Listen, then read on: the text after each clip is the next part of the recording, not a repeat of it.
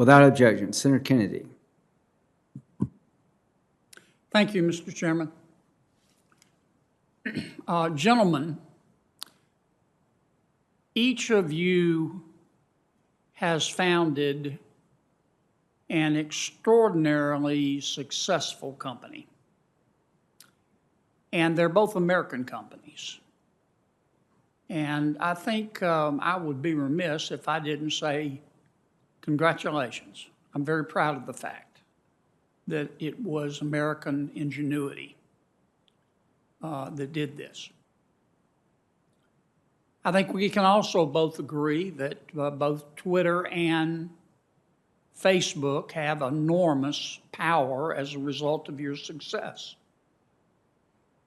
You're not companies, you're countries, at least in terms of power. I want to test a point of view here. I'm not sure I subscribe to it, but I want to get your thoughts on it. Mr. Dorsey, do you believe everything you read? No. Why not?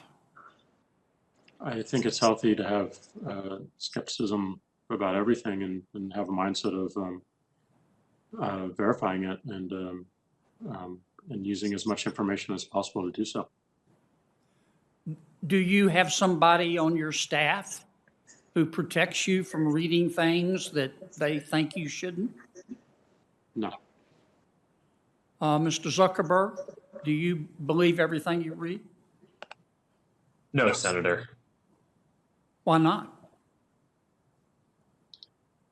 Because a lot of things are incomplete or incorrect. So you exercise your own judgment? Yes, Senator. Okay. Do you have somebody on your staff whose job is to filter things that they think you should not be reading?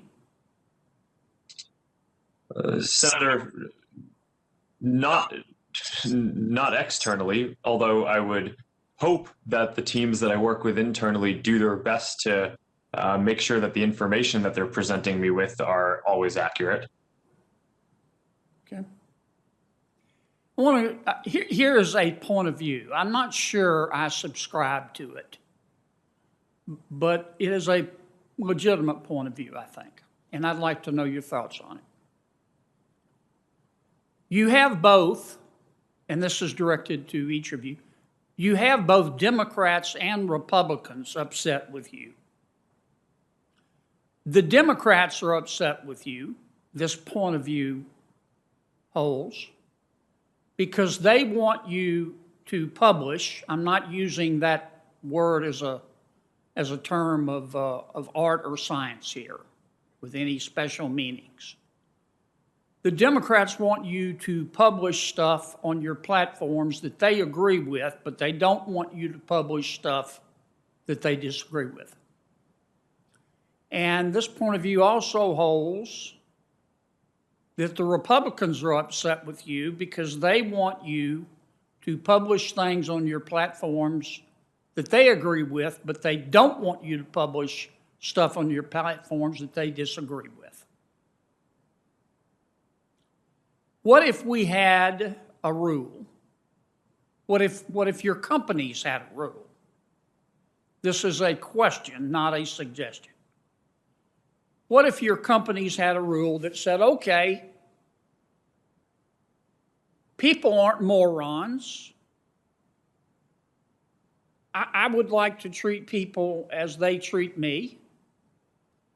That is that I can read what I want to read and exercise my own good judgment about whether I choose to believe it.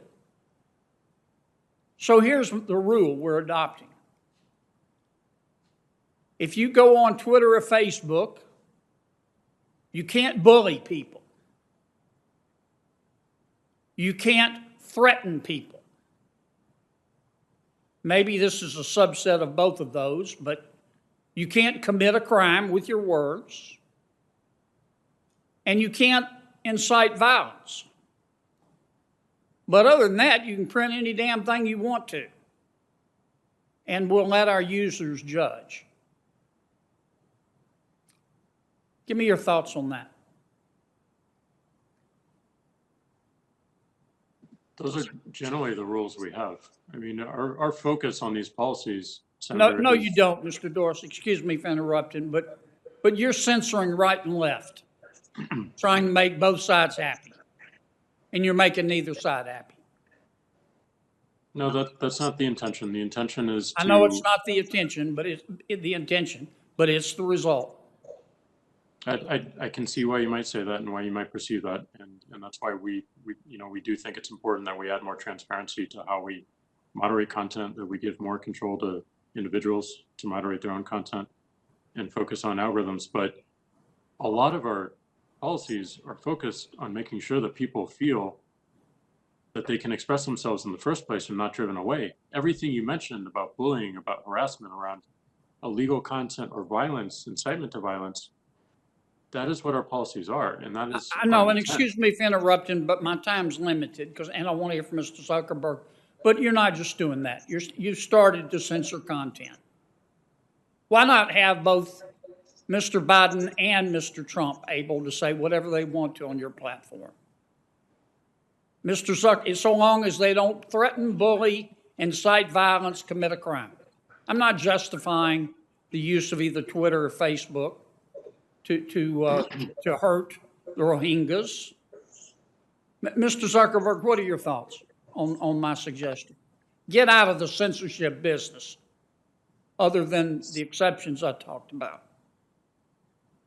Senator, in principle, I agree with what you are saying, although I think that there are more categories of harm than just the ones that you've mentioned. So, but I think the basic principle behind what you're saying is a definition of free expression that says that people should be able to share their opinions broadly, except if it's going to cause imminent or irreparable harm to another person, which now even the most ardent First Amendment supporters, agree that you shouldn't be able to yell fire in a crowded theater if there's not actually a fire, right? Because that could put people in the risk of imminent harm. So you mentioned terrorism, you mentioned child exploitation and bullying as forms of harm. And I think a lot of the debate is around what are other forms of harm. For example, we're in the middle of a pandemic, and we've assessed that misinformation about COVID and treatments that could put people in additional risk of getting the disease or not seeking the right treatment if they have it, that those are also things that could cause imminent harm. We've taken the position that Mr. Zuckerberg, let me interrupt you, and I really do apologize. But I'm going to be cut off in a second, and appropriately so. I'm not saying you're wrong by doing what you just described, but that makes you a publisher. And that creates problems with Section 230. And I just think one point of view is that at some point, we've got to trust people to use their own good judgment, to decide what they choose to believe and not believe, and not try to assume that we're smart and they're stupid, and that we can discern believable information and information that shouldn't be believed, but everybody else is too stupid to do it. Okay. I'm done. Thank you, Mr. I Chairman. think you put your finger on a really, maybe the central issue, Senator Kennedy, is how do we let people make up their own minds without what they're saying, creating violence or threats to others. Very complicated endeavor.